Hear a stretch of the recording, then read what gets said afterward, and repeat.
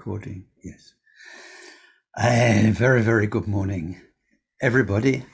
Welcome to this 7th of our 8 sessions in this series called From Poison to Nectar, about the 5 Buddha families, the 5 mind poisons, and the 5 main elements. So let's start today like we always should do. If we were in a shrine room together, then often I use the analogy of shoes. With a shrine room, you leave your shoes outside. So shoes are kind of the lowest part of us, and shoes go about all over the world, here and there, very, very busy, and they get rather dirty in the process.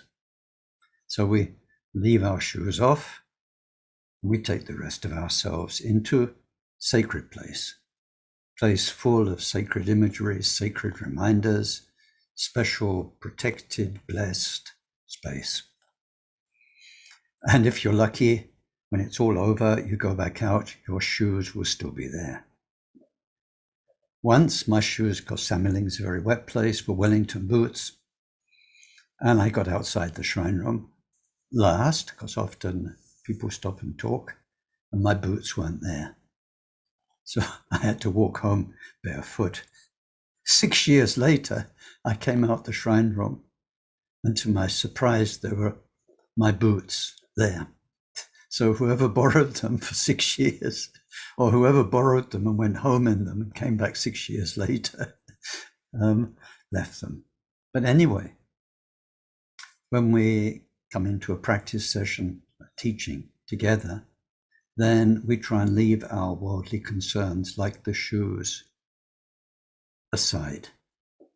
Life will be there in an hour and a half's time when we're finished with all of its duties, all of its preoccupations, the way it takes our mind, our energy. But just now, we are stopping for a breath of fresh air. Dharma air, Dharma nourishment, and especially in these teachings on the Buddha families, which are always there, but obscured by our own mental activity, then we're taking a moment to try and help ourselves to wake up. So let's start with a good, loving motivation, knowing that we are alive to be bodhisattvas, to love and care for all beings, and to train our mind so that in this life or in future lives, we will be a wonderful friend for many beings, people rich in goodness, people with a natural wisdom about the mind, about life, people you can trust, people who help us along the way, that we can only manage ourselves, but with help. So that's what we want to be. And in order to become that, then we need to really deeply, deeply love every other sentient being and see our own life as an offering, a gift that we can give to them all. Maybe we don't have money to help everybody. Maybe we don't have enough space in our home to put up the homeless. But our heart, our thoughts, our feelings, as we're seeing in these teachings, can all be offered in service to our fellow beings. So let's embody that in our simple prayers. Sonje chodam soje chonam la jancho badun dane chapsunje dagi jinso jibe sonamje rola panchara sonje druparasho semchen tamche dewa dang dewe judang dempara juche dongal ji judang tralwara juche dongal mepe dewa tampa dang men tralwara juche Nyeren chadan etang tralwe Tang yom champo la ne para jure chi. Deyata shame shamawati shameta shatro. Am kuri mara jite karota ke yore. Te jowati oloyane vishuddha nimale malapa naye. Kukure kaka grase grasana. Om mukhe para mukhe mukhe shamedawane sawagraha bandhanane. Nigrihita savabhava pravadina. Mukta mara pasha savita buddha mudra. Anudgatita savamare bhutsarita parishuddhe biga shantu savamara kama.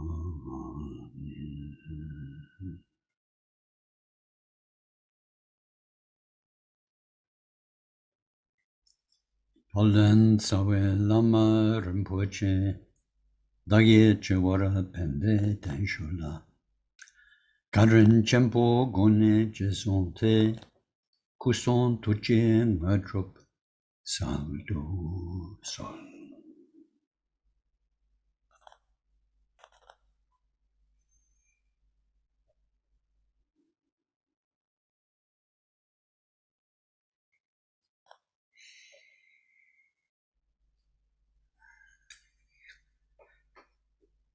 Well, here we go, kind of picking up the threads.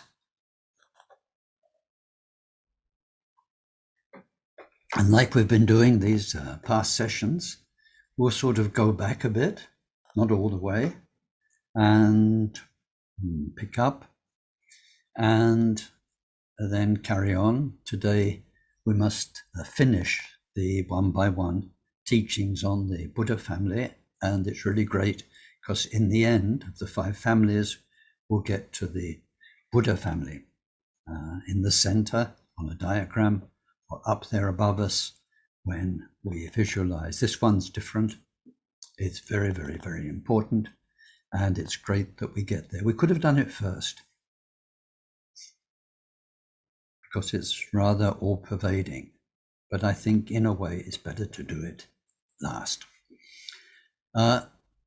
Before that, some general points. And now in particular, the whole process of Dharma, more specifically, the way we will use this information on the 5 Buddha families, the 5 elements and so on, is that Dharma, and in particular the Bodhisattva path, is a path of taking responsibility for yourself, for oneself. It's a very, very deep topic. In a way, we come across it in the Padma family that we were with recently, but it covers all of them.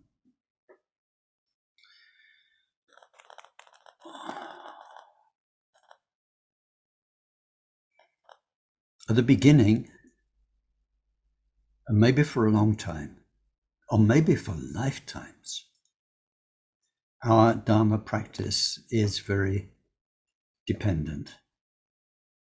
We depend on our teachers. We depend on our Dharma communities and Sangha. And sort of in a way,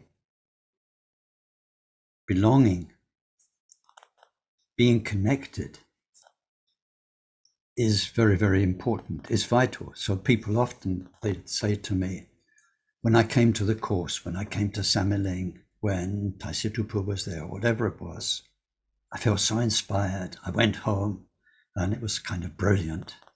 But then bit by bit, it wears off. So there's a need to replenish, refresh, or to go to retreat when you can, to bring back in the inspiration, the Dharma glow, the light. But the reason the Buddha's there and teaching, the reason our gurus are here and teaching, The whole of the Dharma is not about dependency. It's unlike some other faiths. It's about taking responsibility for ourselves and getting to that difficult but magical stage of the path where you're okay, where even if something terrible happened in the world, there were no more gurus, no more Dharma centers, no more Sangha, nothing. Not only have you got the equipment to carry on, but you have the inner, what can we call it? Wisdom, courage, strength, blessing from within to carry on. So the texts say, even if you are the only Buddhist in the entire world, you would, it says, wear this armor. And the armor is an attitude. Even if there's only me, I'm going to go until I'm enlightened so that I can help everyone. That state of independence is a wonderful achievement. When people can go to long retreats, they usually need more than one long retreat, 1, 2, 3, perhaps 4, perhaps a lifetime. But the whole idea of the guru, when there is such an intimate transmission and somebody has 18 hours a day practice every day for years, the whole point is to get them to a point where they don't need their guru anymore. They can take care of themselves. So how do we work towards that, given who we are now and the lives we have now? The answer is called reflection.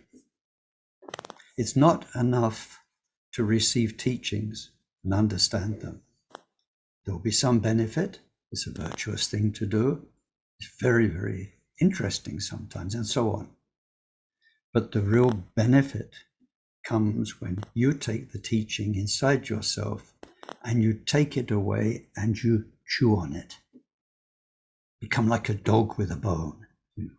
You can spend hours gnawing at it. What was all that about Padma family? You go back to the information and think, did I really understand it? You think, if Buddha was here, right now in front of me, or my guru was here, what would they want me to understand? And then Padma family, just as an example, we apply it to ourselves. What does that mean in my life, in my thoughts, in my feelings, in my story, in my interactions with other people? Become mindful of our mind, of our feelings, of our interactions. We explore it. And then, so okay, in that and in my story, what does it mean this is an obstacle? What does it mean that this is like a wall that's holding me in, that's a confinement, that's limiting my whole wonderful potential? Is it? We need to question it. I see on Facebook quite a bit, people say these days, you must accept the science. Never. Science is to question the science. Not just to accept it dumbly, question the science. So we need not to question it in a doubtful way, but to explore it. Is this really true? And if it is true, then we keep chewing the bone. What does this mean for me? How can I apply this? We want to go deeper and deeper and really, get it. And that's what will happen. It's what happened for me. Goodness knows how many years I've known these teachings. Preparing for this course has been a marvelous experience for me because I've uncovered new layers of understanding for myself. I'm so grateful to all of you for making the opportunity for me to become a little bit more wise. So this is very important. Please don't just leave these teachings as something you've taken notes on, something you just attended, something you know is there on YouTube. Please use these teachings, apply them to yourself, and then these will help us, you and me, move forward. This is so important, so important. So let's go back to the Padma family just for a little bit, where we've been with that. And we've seen I'm trying to think of the things I didn't share with you, I didn't say, and then also to remind us. This Padma family is about being, it's about magnetism, it's a need to be in somebody else's life,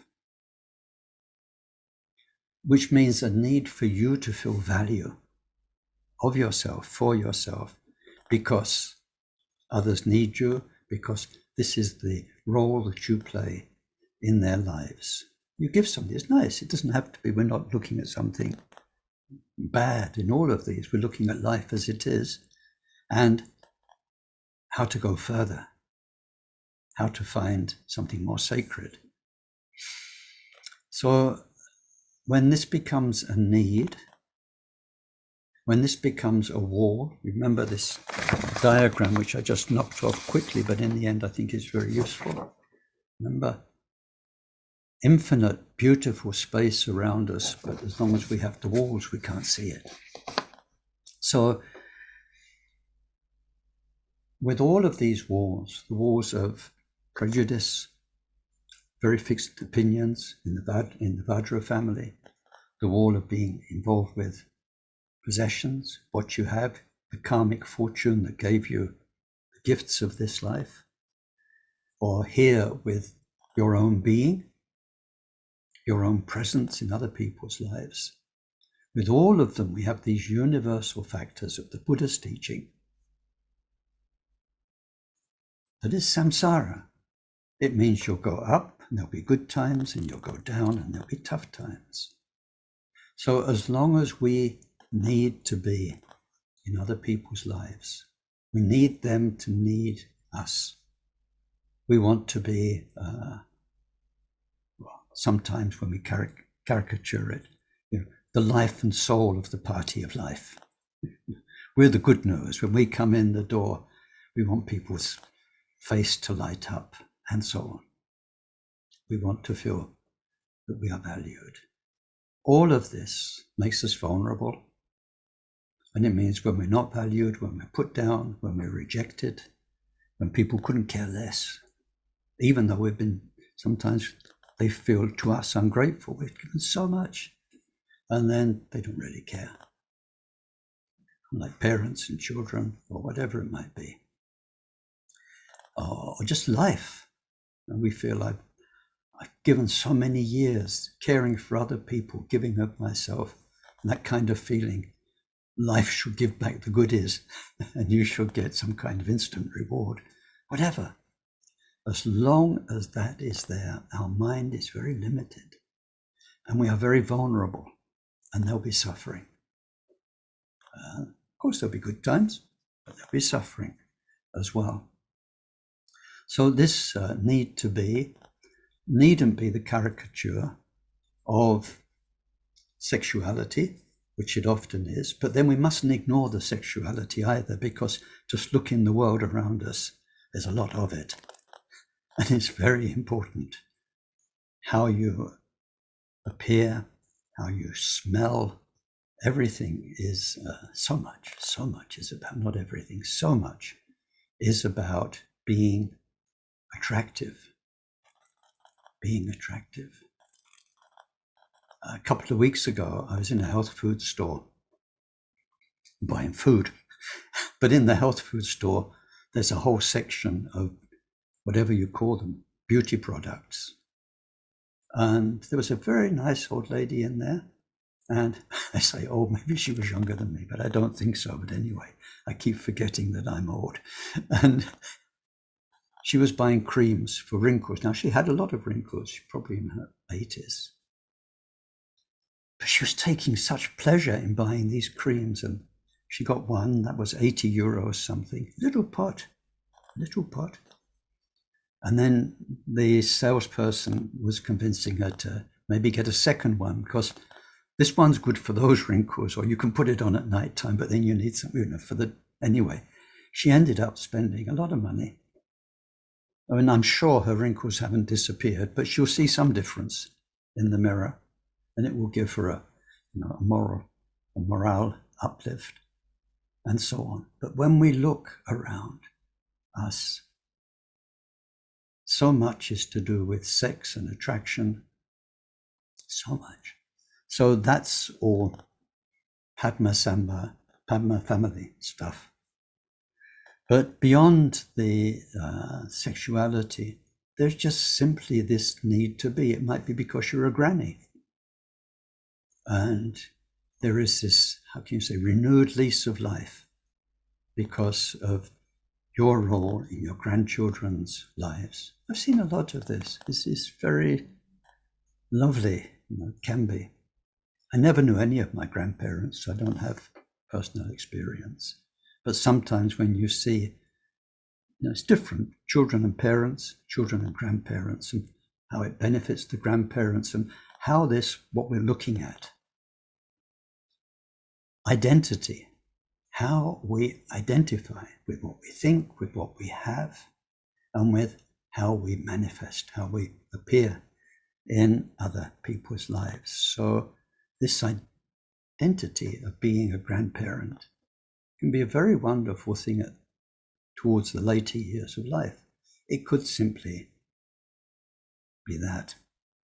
Anyway, we explored that in the Padma family. What I'd like you to do, because I don't have time to help you along and just talk and talk, is to think about what we touched on in the last session, I think, about the relationship between this needing to be valued, and then because of that, spending time and effort, mind and thought and so on, in order to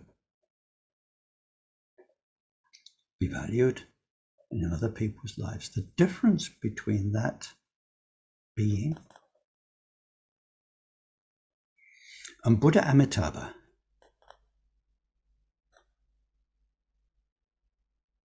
And in particular, when in Tibet Buddhism, when we die, then many of our practices for death, or the prayers we do for those who die, are related to Amitabha.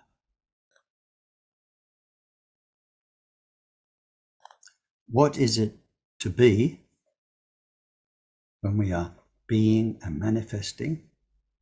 And what happens when we want to die and go to Amitabha's Pure Land? What is that Pure Land? So when we looked at the Padma family, and you'll need to go back, review the teachings, think about it. We started off with saying it's very much to do with the 5 senses. What are the value of these 5 senses when we're alive?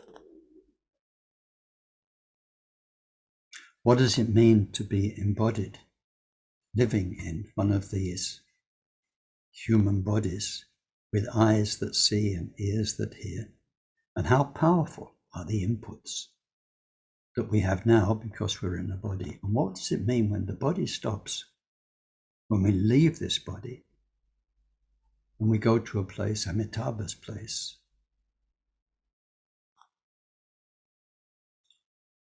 which is pure, and where all of our pseudo senses, once we're in that, because we don't have a human body, are more than satisfied they are blissful. So the search for happiness through our senses, through this world that we experience of other people and wanting to be in that world and to be well considered in that world. What's the difference between that and going to a state of mind which is pure love? Not being loved as a me, but a pure state of love for everyone that's always been there. What is the transition? And then when we look at the teachings on Amitabha Buddha, what is it that makes the practice work or not? And it's the ability to let go of this Padma family aspect of needing to be. And especially at the end of life, as we leave our family, our children, our grandchildren, as we leave our familiar house and garden and all those things, how well can we just let go? And how much can we welcome rebirth in a pure state of love, where the specifics of your being that made your identity in life, how we can let go of those. So I'll leave you to think about that. I just needed to say that so that you know it's part of the Padma family. You say the area that we're exploring here. So already last week we went on to the Karma family, and we saw that is very, very much associated with being. With doing. So karma, the word itself, means action or what we do. And so we covered some. And sometimes when giving these teachings, the teachers say, this is the karma family, but it's not about karma, your karma, his karma. It's not that kind of karma. It's about the wall, the limitation that's made in our mind by our identifying with what we do. So that when we do it well, we go up, and when things go wrong with what we do, we go down. What we do and the way we do it. I think I mentioned in an earlier teaching something that's a funny little thing that kind of tickles me. And it's the Queen of England, Queen of Britain, and in her garden party receptions. So what she says when she meets people, because she meets lots of people, there are hundreds of people in these parties, is, hello, what do you do? So the whole of that garden party and the whole of most receptions, or why people get knighthoods and all those other things, is because of what you do. You're defined by what you do. This became very strong in India with the caste system, because what you do also means how you're treated by other people, which we had in the Padma family. But anyway, it's about what we do. I think I shared last time that in the way Trungpa Rinpoche characterizes this, he says it can become, with the Karma family, the word in English, finickiness. Finickiness, if you're not a native English speaker, what does it mean to be finicky? It means that you are very involved with the details of something. You're fussy. So it's all about doing. If you're going to do something, no, you need to do it like that. No, not like that. So it reminded me of one of our residents in Samiling in the 1970s. He was a retired army major who'd recycled himself as a chiropodist. So he very kindly looked after our toenails and our fingernails. But he had been a major in the army. I was part of, how can you say, the work crew of Samiling in those early years. I was building fences and fixing cars, and I wasn't at all doing office things or anything else. Whatever you were doing, he would turn up with his arms crossed, watching with advice. Whether you wanted his advice or whether you didn't want his advice, this major, who was otherwise, he was nice, he was never unkind or nasty, but he couldn't help but say, you should be doing that, or this would be better if you do it like this. He always wanted to sort of be invited to take charge. He knew better, and he would get quite upset. No, you mustn't do that. If you're using, we had an old, amazing vehicle at Samiling at the time. It was from the Second World War, an Austin Champ army vehicle. It could go underwater. It was like a Jeep, but it had a snorkel, could go underwater. And the engine was a Rolls-Royce engine. And my job at that time was to look after it, which I wasn't much of a motor mechanic, but I had to keep it going. And it's not often you get a Rolls-Royce engine to look after. But anyway, it was an army vehicle, and he was a retired major. So use it like this. If you've ever been to Samiling and you see the lake, that lake was dug with that vehicle. A kind of a big spade was attached to the back, and that whole lake was dug out with that. But anyway, the way things should be done, and people who get very nervous, upset, angry when things aren't being done right, because you have an idea of how things are done, because you know how to do it, and you associate with what you do. It may be your trade. It's often profession. That's the simplest way it's referred to. But, sometimes in English there's this expression these days, oh, this is what I do. It means, this is the kind of person I am. I do kind deeds for people. I mow their lawns, or I help old ladies across the road, or old men across the road as well. Anyone who needs to cross the road. It's what I do. And an identity with that. Now, the particular poison here is jealousy. Because this strong identifying with what one does can produce uncomfortable feelings, competitive feelings, ill will feelings towards people who do better.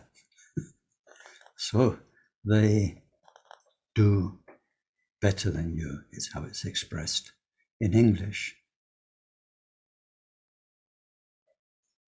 Here we're looking at the northern direction, which is to our left. And so the Buddha there is Amoghasiddhi. And the wisdom of that Buddha is called the all-accomplishing, or the activity-accomplishing wisdom. So it's this skill of knowing how to do something. But with that skill, what we're learning is to replace the I, the ego, of doing something to boost your ego, or that becomes your identity. In all of the directions, that identity we cling to takes us up, takes us down, it's vulnerable, it can be threatened, it can be boosted, and so on. So here, what we do is not for ourselves, but we're learning to do what's best for other people. That's the wisdom that's always there. A clear mind, the peaceful mind of Buddha, spontaneously knows what to do best. When we get to real bodhisattvas, And Buddhas, they don't need to think. They don't need to plan. They just find themselves doing what's best, whatever it is. So we want to get to that. But in the meantime, on our relative level, then the remedy that we have for jealousy and for our mind getting upset because our identity of doing is threatened and so on, is called rejoicing in virtue. And it's something that's such an unexploited, unused source of strength for all of us. So the first bit is kind of not comfortable, like often the first bit of Dharma is. So somebody's doing better than you. Now, I want to take as an example my own world of translators. You know, a lot of my life, some of my life was spent translating Tibetan Buddhist texts. It's a great blessing for the Western world that Westerners have gone through this whole, sometimes very, very powerful learning curve where you can't translate unless you know the material. You have to learn the Dharma and then the words, the expressions. You need so much. You need to know that this word has got so many resonances because in this sutra or in those teachings, it's really got a lot going for it. So anyway, the wonderful world of Tibetan translators. You translate. But what you'll find is that translators each have their own pet terms and their reasons for translating this word as that. And other translators have got another term. And sometimes us translators have got so upset at each other. And then some have got more recognition than others for what they've done. It's their karma. It's the way the world works. Doesn't necessarily mean their translations are better. But that's another story. But what I found in that world is jealousy that spoiled everything. Because they were good people doing good work, but so much sensitivity about what the other person's doing. A discomfort at somebody else's skill. Let me take an example. Khenpo Sutim Jamso, in the early years, there weren't that many of us interpreters around. So he was teaching in one country. He had an interpreter who was teaching in that particular language. I don't want to give too many details so you're not guessing. And I happened to be passing through. Now, in fact, I was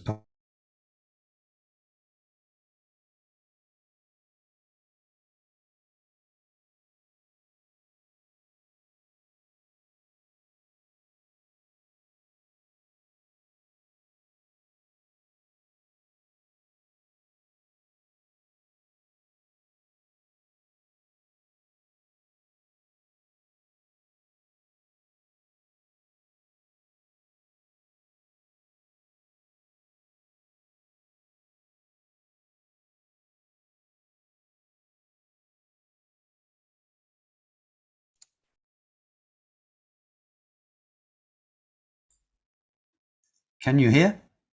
Can you put a hand up if you can hear? Good. Yeah, my Zoom dropped. Not everything else, but Zoom dropped. Okay, so we're back on board, and I was telling a story and getting distracted. So just a second.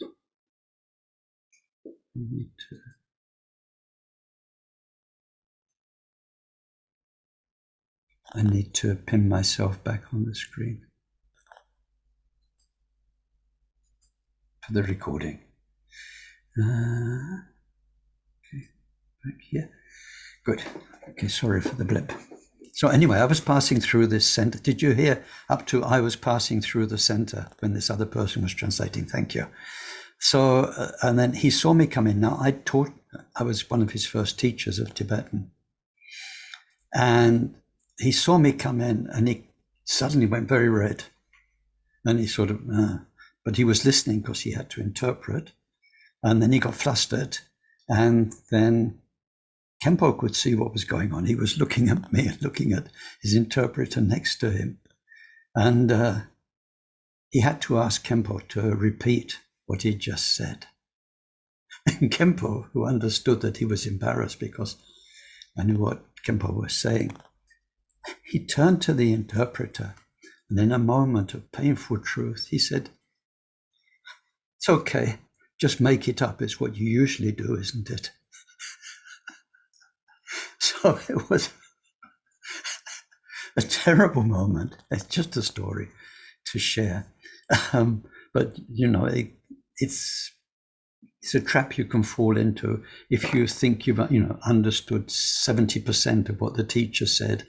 And if you're familiar with the Dharma topic, you just fill in your blanks rather than waste everyone's time for asking questions, asking them to repeat. So that's what he meant. But anyway, in the world of interpreters and translators, I came across a lot of jealousy.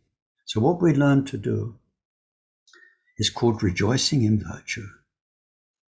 So whether it's translation, whether it's property and your next door neighbor suddenly makes a better garden than you, gets a better car than you, if your girlfriend goes off with another person, or your boyfriend goes off with another person, so that they got what you wanted to have, this is what it's about. Somebody else gets what you'd like to have.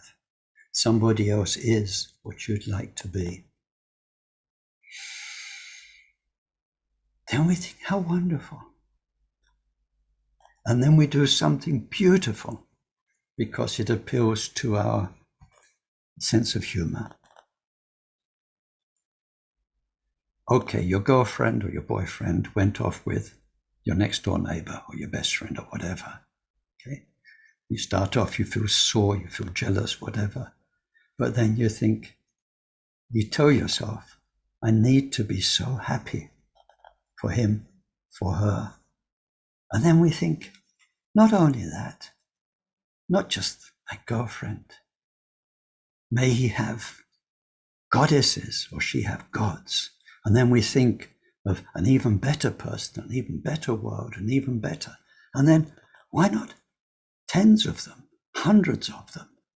And then we go to such a level of wonder that we're wishing on the other person that when we come back down to, my old girlfriend, so what?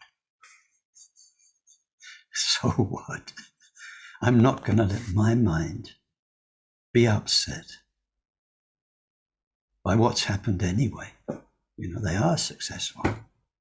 So instead, my mind is going to feel happiness.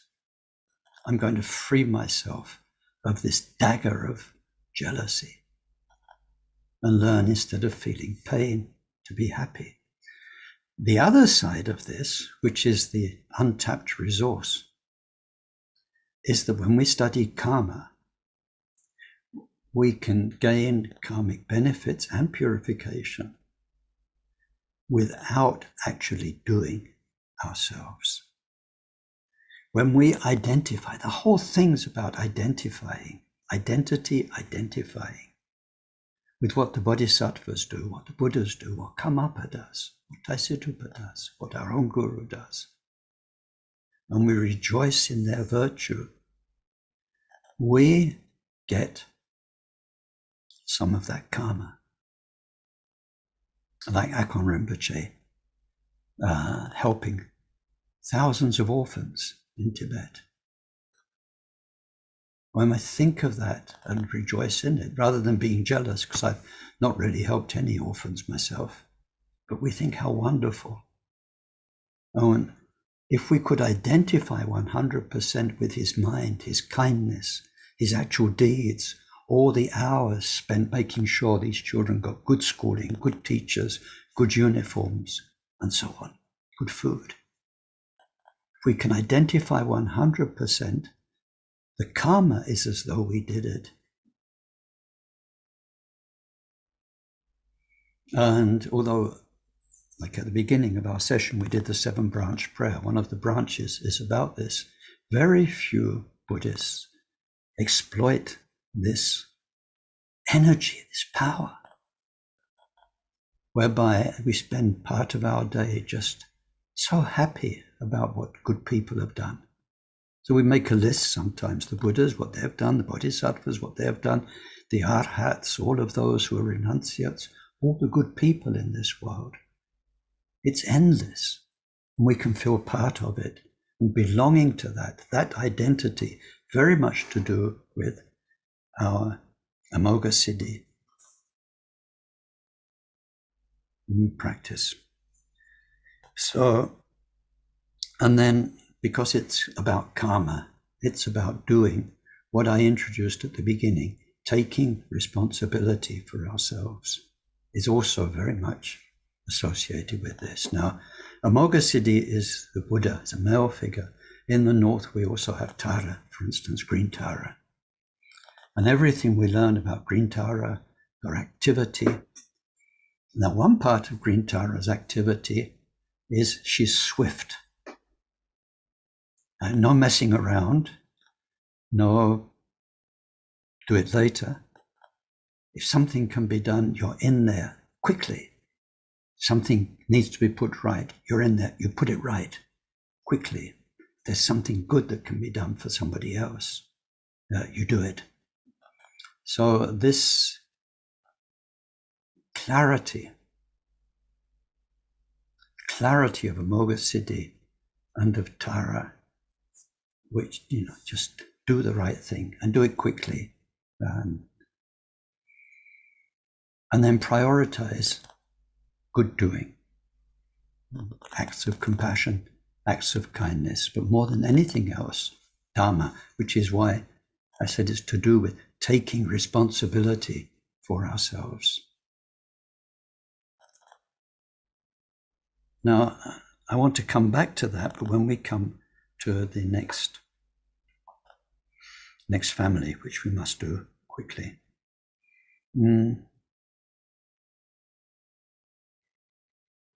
Yeah, let's go on to the 5th Buddha family. Now, this is above us, above our head. It's the family of Vairochana. Vairochana is not quite the same as the other 4 Buddhas, because Vairochana is not just like the boss, it's the head of all the Buddha families, but Vairochana is all-pervading.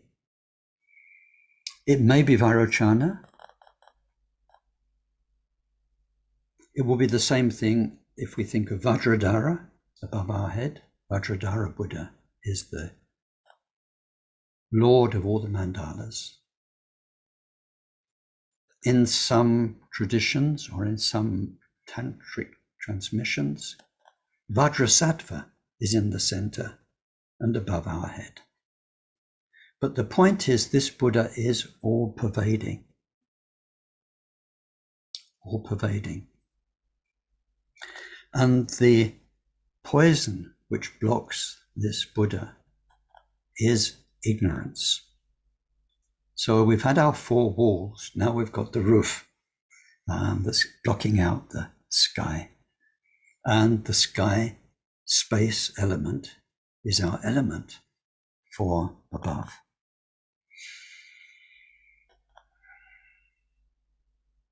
Ignorance isn't something. It's different from the others. Anger's something. It comes up very powerfully. You can't deny it's there. Your whole body boils, your mind boils, your thoughts go fast.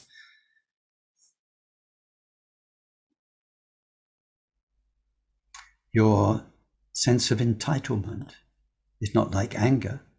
It's there all the time. But when people who have a sense of entitlement come into your presence, you feel it. It's there. It's something we can explore. It's there. The wish to be present in other people's lives, the seduction, the magnetism, the need for the others and the interaction, are very much there. We can see it at work in ourselves, in others. And then the doing, the people who associate with their doing very, very much. It's there.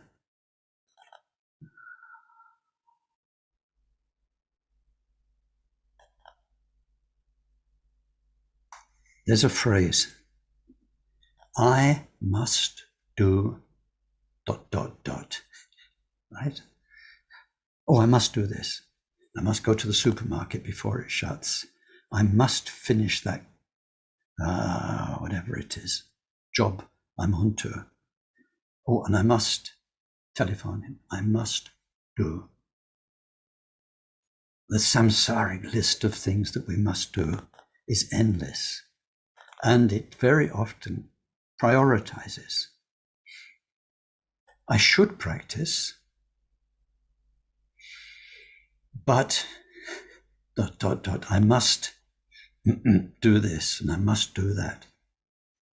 So this thing about taking responsibility for yourself, sorry, I'm back with the karma family, is about seeing through the samsaric delusion of I must do that.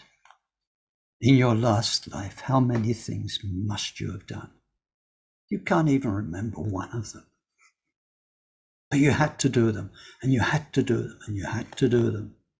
And if you had fortunate enough to have Dharma in your life, how much Dharma practice opportunity, study opportunity, connection opportunity did you spoil?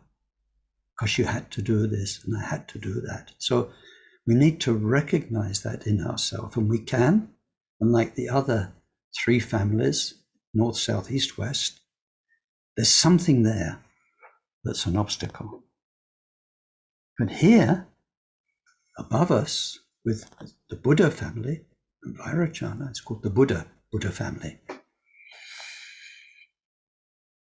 It's ignorance. Ignorance is not something there. You can't sit on your butt in the deep meditation and observe your ignorance like you can your anger and your desire and jealousy and the other things. Ignorance is a real, sorry, I was going to say a swear word. It really is, because you can't just face it and confront it.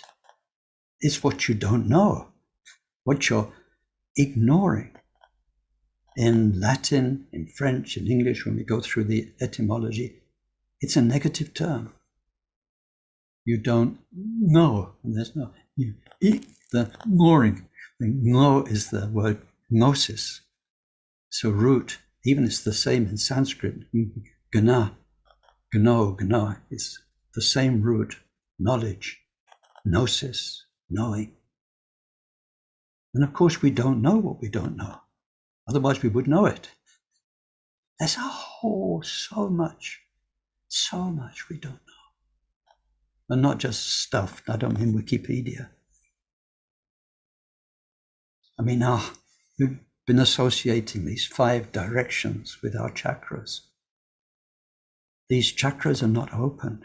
When they open, the inner knowing that words cannot encapsulate, the inner connections with the prowess, the skills, the gifts of these Buddha families, which are always there, inexpressible. When your crown chakra opens, your throat chakra opens, your heart chakra opens, your navel chakra opens, your sacral chakra opens. And what these 5 Buddha families, these 5 wisdoms, the purity of the 5 elements that we meet as earth, water, fire, wind, what they are in their purity is so sacred, embodied by these Buddha families. So it's the not knowing that we're dealing with here. And somehow we need to know, become familiar with. So how do we do that? meditation is the only way. Of course, we can study, we can read words about it. There's all of that. But the only way to really know is to scratch at it and scratch at it. It's like fingernails on a prison wall made of stone. But if we keep letting our nails grow and we scratch enough, then you never know. We might break through. We need to meditate and make our mind more and more still. At the same time, faith and devotion connects us to knowing minds. Kamapa's mind, Taisitupa's mind, whichever one it is. And that sacred connection is the most precious thing we have, because it will help us break through the ignorance, the not knowing. So I want to answer a question that none of you have asked, but I'm sure will be coming up in your mind a lot as you do reflect on these teachings and gnaw at them like a bone. And you're going to be thinking to yourself, just a minute. How many moments of awareness are there in a day? Millions and millions and millions. And what's old Ken saying? Those Buddhas, they're always there. It's like the landscape beyond the walls. Akshobhya Buddha, he's right in front of us, has been all the time, and all of that quality of forbearance and so on and so on. And their wisdoms, mirror-like wisdom, sameness wisdom, and then wisdom of discerning wisdom, bliss wisdom, activity accomplishing wisdom. So they're always there, right? That's the truth. That's the ultimate state. That's who we really are. That's what he keeps telling us again. And he's saying, you know what? But they're blocked off. 4 walls. Anger, and then pride, and desire, jealousy. But, I'm not angry all day long. Anger, if I get angry today, it will flare up. I'll be angry, I'll be upset, then it will go. Okay, I might be proud, but I'm not proud second after second. And maybe I look at my armchair and I'm proud of it. And then being magnetic, being important for somebody, but I'm not doing that all day long either. Maybe I didn't do any of it today. I was at home watching telly. And then jealousy. So these mind poisons we've been looking at, they come up from time to time. But what about the space in between? Why aren't I feeling this Buddha and that Buddha and that Buddha and that Buddha? Why isn't Amitabha just blissing me out my brains? Because Amitabha embodies bliss. Maybe Ken's making all this up. Maybe it's some kind of a carrot to get us just simply to be better human beings and not be so angry or so full of desire. But maybe that bit about the Buddhas and so on is just nice fairy tales. I'd have a lot to say about that. I better not, because I've got to stay on the topic. But anyway. So what we need is more reflection and information. Because any of those things, anger, pride, desire and attachment, jealousy, they exist on different levels. The scriptures tell us about 9 levels. The top level, or the one that is called gross, but of all the gross manifestations of anger and pride and so on, it's the grossest gross. Right? So that's when we feel it, when anyone can more or less see you're getting angry or you're getting proud. But it's only when the gross has been dealt with and faced and met with in meditation and dealt with in daily life through skillful means, through antidotes, through mindfulness. And we're beyond the power of gross, so we're not getting upset, for instance. that we realize behind that, there's a middling gross that we didn't notice before. When we deal with the middling gross, it's still gross. But then we find a subtle gross. And so on, 9. Gross middling, middling, subtle middling. And then up in the bodhisattva levels, the gross subtle, the middling subtle, and then on the 10th bodhisattva level, the subtle subtle. Subtle means this. Through all of your bodhisattva journey, you've been dealing with your anger and dealing with it, you get to a point where it doesn't manifest anymore. No matter what anybody does, whatever they say to you, do to you, the anger doesn't manifest, but something comes up and it's dealt with. The dealing with it might take 3 seconds. Maybe you're still in the middlings there. And then the dealing with it, when you get purer and purer, might be 2 seconds. And it happens automatically. You're so well trained, the anger comes up and you're finished. More anger come up, finished. But the first spark of anger, why that person produces this reaction, because you're embodied, you can't deal with the first moment because it's not there to deal with until it's there. Getting rid of that is brilliant work done on the 8th, 9th, 10th bodhisattva levels. It's very advanced. So to come back to the point,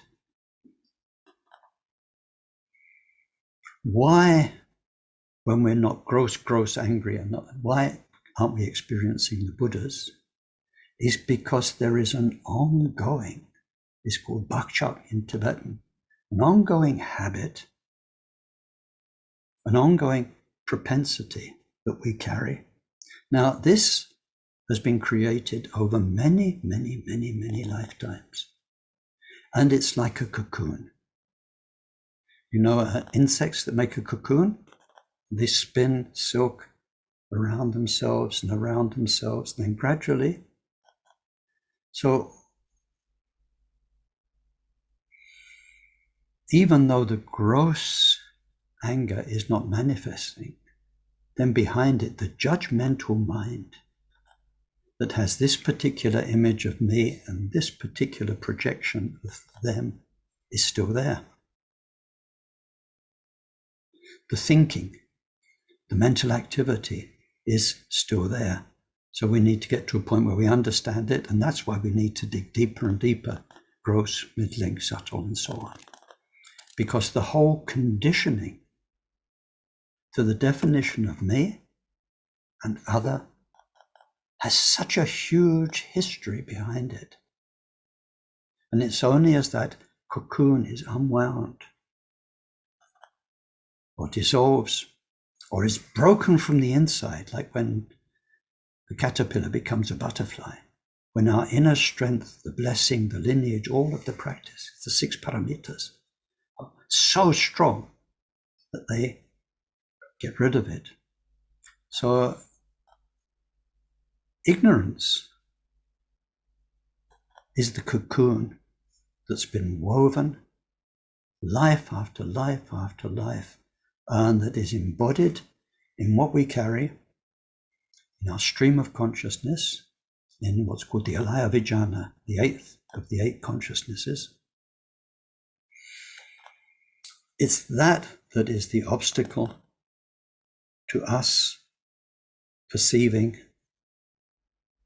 Vajrasattva, Vajrayana, Vajradhara, the Buddha blessing that's above us. It's why in our practice so often we have the Buddha above our heads and some exchange that's coming down and breaking away the impurities, the obstacles. Now, this, I think, is the important thing to get about the poison of ignorance and breaking through it to the Dhammadhatu wisdom, which is what Vajrayana is or embodies. And Dhammadhatu, dhatu means expanse. It also means element. It's the Tibetan word for element. The element of, or the expanse of, Dharma. Now, if you're a Dharma beginner, or a Dharma beginner translator, or whatever, when you hear about Dharma Dhatu, and when you hear some great teachers talking about Dharma Dhatu, the word space comes in, spaciousness. When Trungpa Rinpoche is talking about this particular Buddha family and the obscuration, he makes the difference between spaciousness and being spaced out. He uses the word space in both. But, okay, Dhatu means space, the space of. The space of what?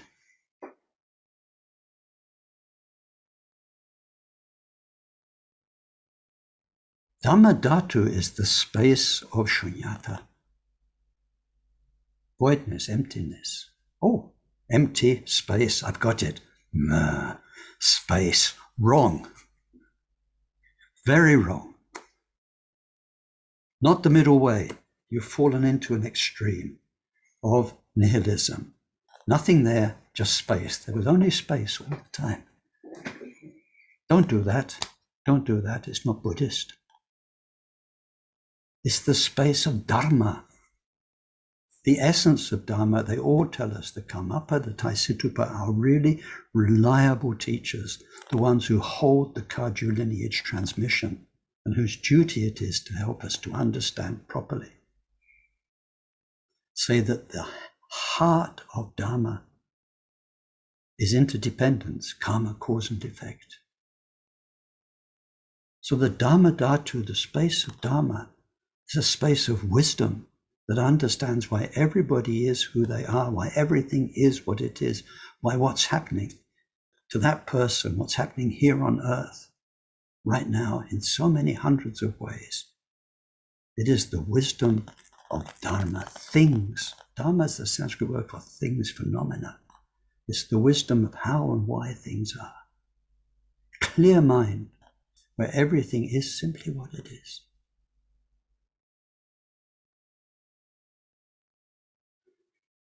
We don't know that, we ignore it. We have a blockage, this roof above our head, that's a woven cocoon. It's been a roof made through hundreds, thousands of lifetimes of habit, and we carry those habits now of duality, of myself and other, and interaction, triplicity. So here, this is really what we're talking about. If we come down a level from that now, how does that cocoon of ignorance, the not knowing, manifest in our dualistic world as things we can be aware of? Then there is, for instance, procrastination. And so just,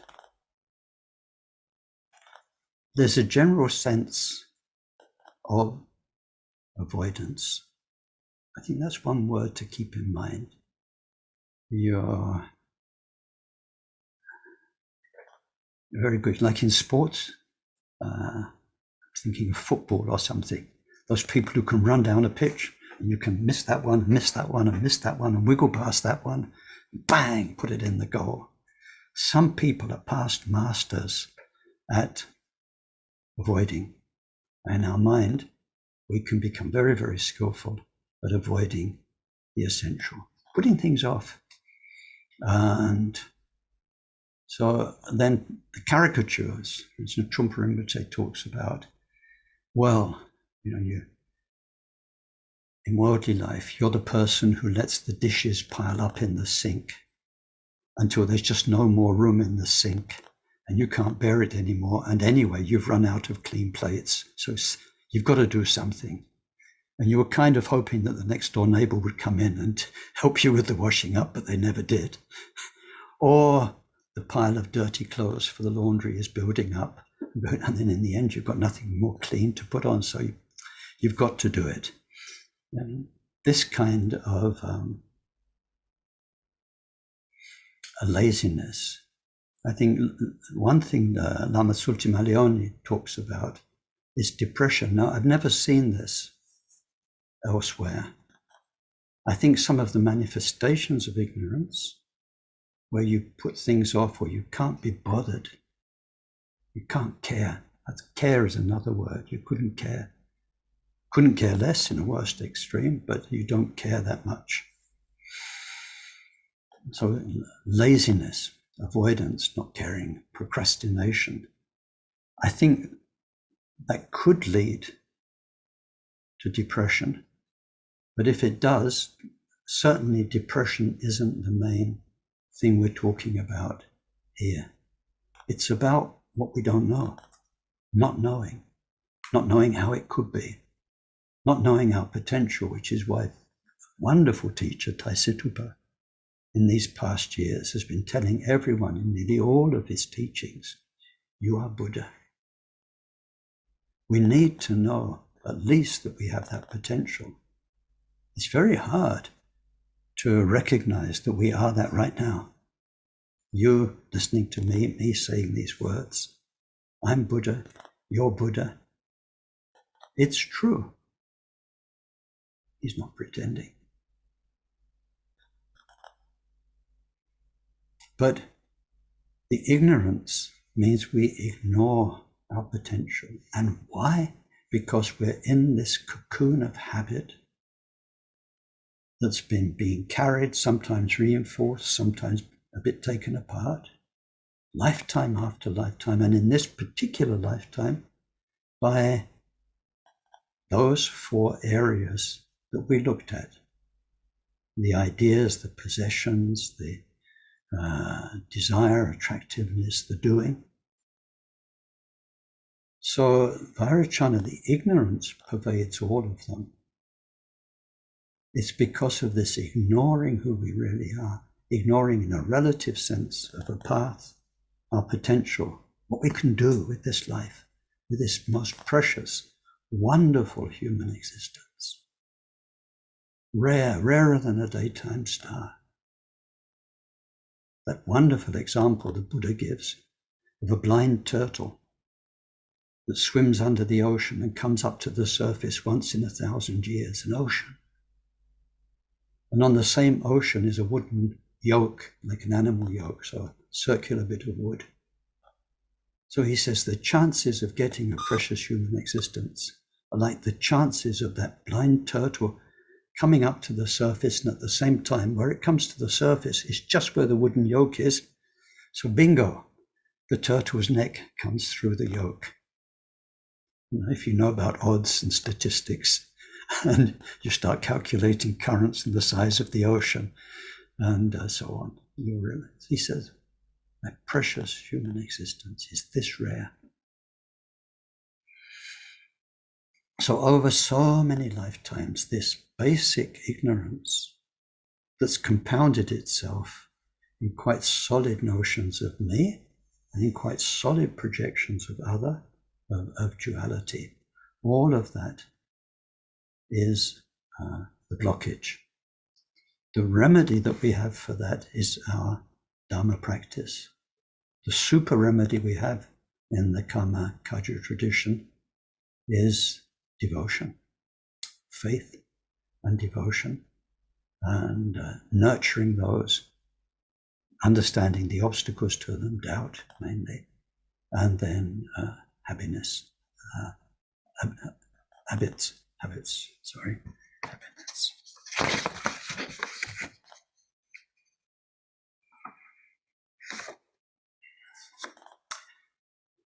Sorry, I'm looking at the clock and what I think I was still to be saying today, so there's too much. So there's one vivid example now. Unfortunately, we can't go and check it out because we would need to die together and do an experiment and then come back from the dying process without getting reborn, but come back to where we are now. So if ideally We could all just pop off for a little while and die together and go through the experience. It would be very helpful for this talk, but please don't do that. So when we die, according to the teachings, then it says this ongoing cocoon of ignorance, of mental activity, is called chitta, tsem in Tibetan, has perpetually 80 key aspects of poisonous mind. 33 of them are related to anger. So when we die, sometimes after clinical death, sometimes before clinical death, there's one dramatic experience as our body-mind collapses, and that's what we call the white energy that's in the brain starts to descend towards the heart, where people imagine going towards a white light, and it's very, very blissful. We studied that in the Bardo teachings. Now, the reason that that is so blissful and so peaceful and people feel like it's going to heaven is because at that time, for a little while, the 33 driving forces of the hostile mind, hostility, shut up. Their power as a potential to get upset, potential to get angry about this, about that, has been there non-stop. But just at that moment, as we leave this body, which of course triggered them, we get upset because we see this, we hear this, we smell this. Once the body is not functioning anymore, then that mind-body continuum stops. Such a wonderful feeling of release. Then after that, and this can still happen before clinical death, it's less likely to, there's what's called the red experience, where 40 aspects of desire and attachment and need and so on also shut up as what's called the basic red element rises from our lower chakra to the heart. There again, even though the mind's not quite so clear, there is this stopping of what's been there every moment through your life. An amazing liberation. And then there are 7 elements that you only experience after you're clinically dead. You can't experience those before you're clinically dead. They're called the black experience or the blackout or the unconsciousness. They're related to 7 aspects of ignorance. So I'm trying to answer this question you didn't ask about why, when we're not manifestly angry or desiring or jealous, why the Buddha families are not experienced, and why we don't get to experience them really and truly until in the Bodhisattva teachings, the first Bodhisattva level, or in the Vajrayana teachings, until we get the pointing out of the nature of mind in a stable way. So we've got one more teaching to go in this series, and that's the conclusion, and mainly, what can we do? What can we do? Now we have some idea of these blockages and limitations. What can we do to reclaim our heritage, to become who we really are, and to get out of the terrible trap, which is samsara? So just for now, let's dedicate, and then we can have some time for discussion. Sonam diye tamche sikpane, topne nyepe dranam pamchene, je ganachi palap, trukpaye, tsipe tsole, krowa, krowaresho, janchub semcho, rempoche, ma je panam jeju chik, je pa nyampa me padam, kongne, kongdo, kalwaresho.